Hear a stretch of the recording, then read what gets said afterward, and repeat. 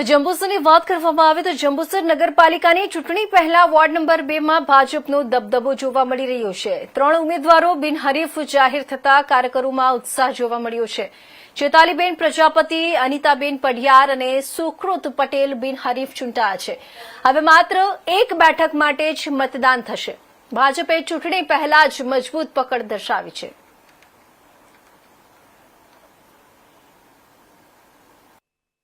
આવનારી 2026ની નગરપાલિકા સ્થાનિક સ્વરાજની ચૂંટણીમાં ઉમેદવારી પત્રો ભરાયા। વોર્ડ નંબર 2માં 1, 2, 6, 7 જે વોર્ડ ભારતીય જનતા પાર્ટીના અત્યારે અંડરમાં છે એ વોર્ડોમાં પણ મોટી સંખ્યામાં લોકોએ ઉમેદવારી નોંધાવી। પરંતુ ખાસિયતની વાત એ છે કે વોર્ડ નંબર 2માં 3 સીટ બિનહરીફ અત્યારે થઈ ગયેલી છે।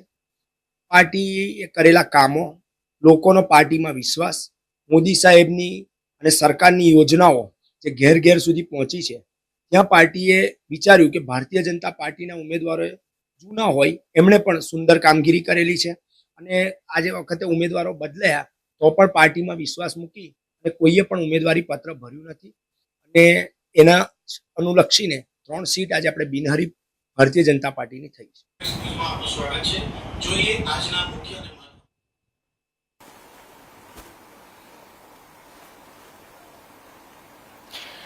તો આ તરફ